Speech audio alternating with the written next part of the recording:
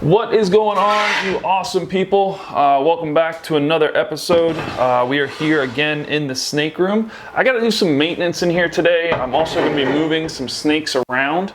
I've decided what I'm going to do with some of the eastern diamondback rattlesnakes. So in this episode, we're going to talk a little bit about some of the maintenance that does come with these deadly animals, but also some of the upkeep as well. So hopefully you guys do enjoy it.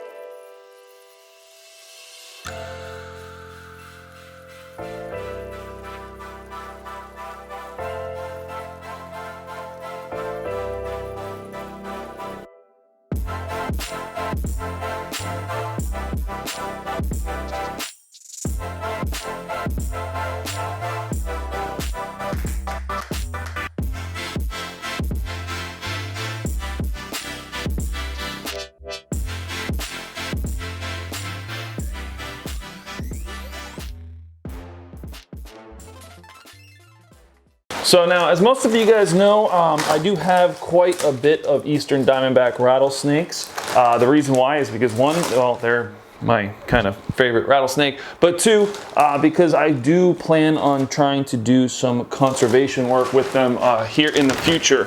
Now, for that conservation work, I want to be able to breed babies and re-release them into the wild where the populations have dwindled, like down here in South Florida.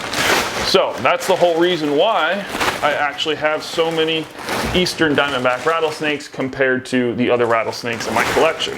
So now this time, next spring, next year, they will all be ready to breed. So I'm going to start working on the breeding projects for that. As you can see, I'm putting mulch in this cage that I've had empty for quite some time now. We are going to be setting up the two females in here, which one of them is the het albino, so she will not stay in here during the breeding season. I will take her out during that time, but I'm still going to house them both together for that time. All right, so now they have fresh water, they have fresh eucalyptus mulch.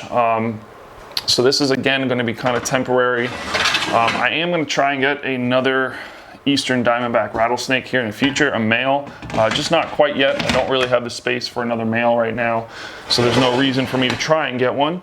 Now, because again, the one I have is the het albino, come that breeding season right before spring, I will be pulling her out of the cage. She will be going back in a 3-foot vision or in one of the drawers for the breeding season, why I put the male in there with the female. So the three easterns I have, there's one here, one down here, and one down there, which this one now has a name, the other normal female. It is Savannah. She was named by Mark, who's one of our Patreons. Decided to name her Savannah. We have Kratos, which is the male, and the female, the het albino female, is Venomous. So we're going to start by taking Savannah out of here first and setting her up in the cage.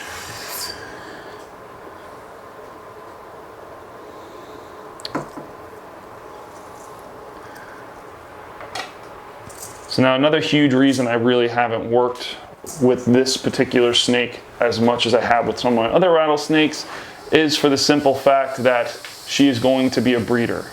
So I don't want to risk her freaking out or anything like that. So another big reason, if I am going to try and mass produce a certain snake, I will not handle that snake all that much. I will still handle them so they're still very easily and workable.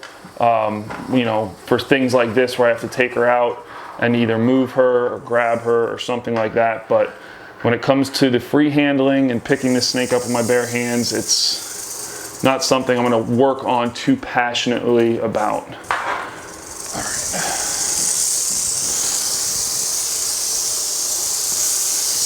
There you go, nice big cage. So again, these snakes are about 2 years old right now. In the next year or so, they will definitely be ready for breeding. This particular season, I'm going to load these guys up with rats to get them ready between her and the male. Come on.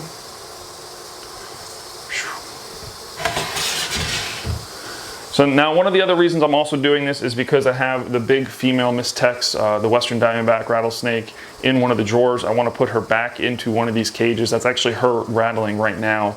I don't know if you can hear it or not, but I want to take her out so she gets used to me being in the room again. I changed her bedding, and that's the whole reason why I put her in that rack system. All right, where are you? Okay, you're right there.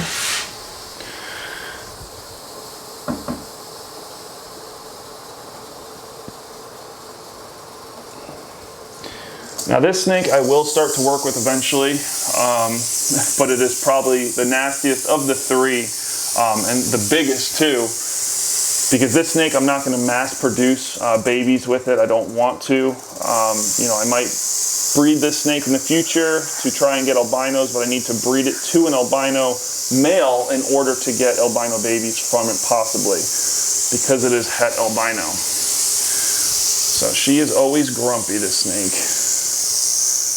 So this snake was given to me as a gift from Mario Trimbarri, who's the guy that owns Zoological Wildlife Foundation, same as the albino Western. Come on, there you go, baby. Nice big cage. So there you go, they're both in here now. I still need to put the label on here for them. I just decided to do this today, so you guys can come on over here and check them out. So again, I don't have a hide in here with these snakes. The reason why is because these cages alone are hides. I want them to get used to seeing me so they're not so terrified and scared. This way, every time I do walk in the room, they don't even rattle their tails. It's a very good thing. That means the snakes are comfortable with me. Now, the mulch that they were on, or bedding were they on, is a different smell, so they're gonna move around the cage a little bit. They're gonna smell this new cage out, see if they like it, but it is a different smell for them than the cypress mulch that I was keeping them on. So this is eucalyptus mulch. It's a big difference.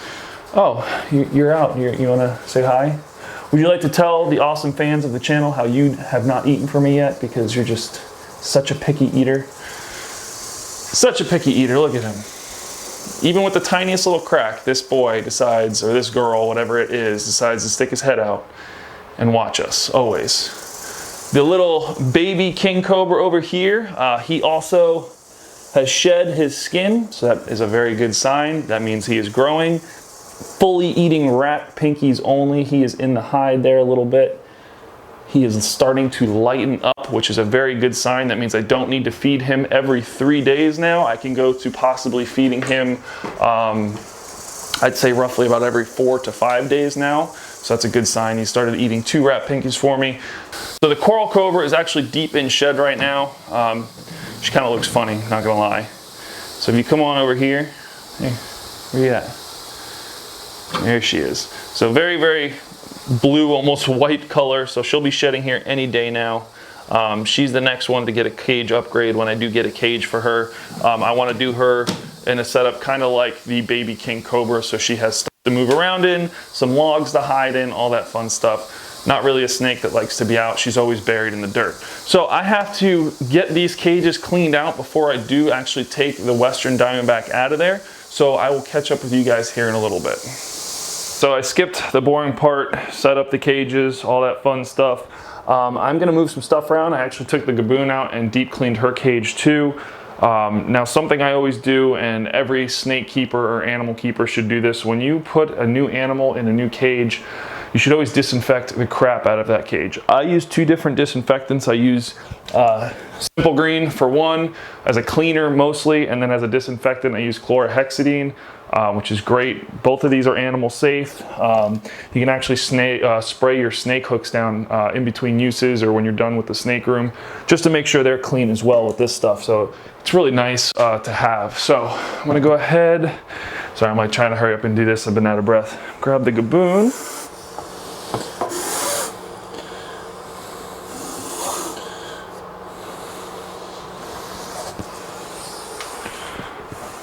This girl. So this is Lori, as most of you know.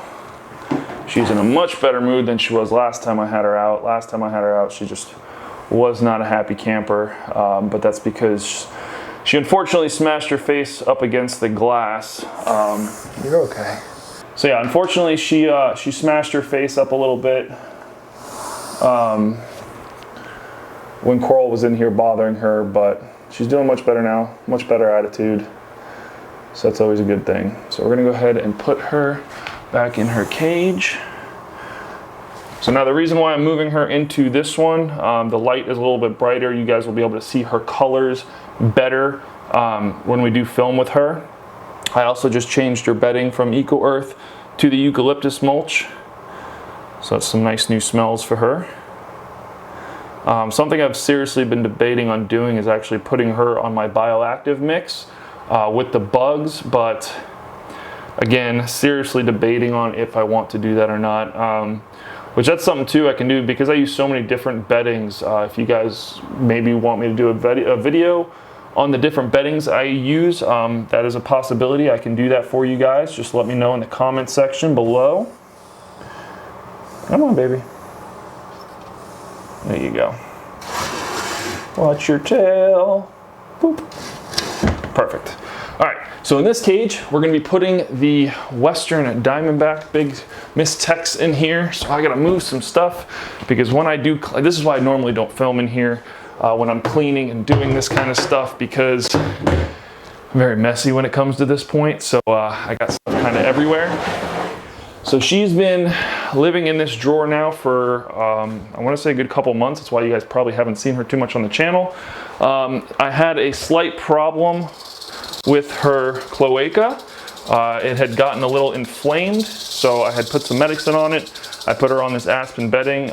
She's doing phenomenal now. So now it's time to put her back into a cage, and I also want her I also want to get her used to me again because in this process of her healing, I haven't really handled her too much. So there she is. As you can tell, she also lost a little bit of weight because I was feeding her less as well. You're okay, baby. But beautiful Western Diamondback rattlesnake, Miss Tex, named by Nick, one of my Patreons. So, boom. So now she's in there, all 12 beads on her tail. But oh my God, Will, there's no water bowl in there with her. No. I don't have a water bowl in with her. I didn't have one in there with her. I will soak her every couple of months. That is all the water she needs. And on top of that, I don't want to make the humidity too high in here. Right now, the mulch I just put in there, because it's been raining so much here in Florida, is very wet. So I'm going to keep the water bowl out of there until this mulch dries up a little bit. And then I will be putting a little water bowl in there for her, just like I have for all the other desert species of rattlesnakes I have. So, really? You're still sitting here watching me? You just love me so much, don't you? Can you see him? You can't see him? He's literally right here. So, yeah, this is some of the maintenance that goes into this stuff, guys. I'm sweating my ass off, literally. I still need to clean out that cage. I need to adjust the timers a little bit, so I got to pull all those guys out. But yeah, this is just a normal Sunday for me. So hopefully you guys enjoyed it. Subscribe if you're not already. Let me know future videos you guys want to see here on the channel. I'm always up for suggestions on that. But yeah, subscribe if you're not already. Smash that like button if you haven't already. And thank you for watching. You guys are awesome. I will see you guys in the next video like always. Bye!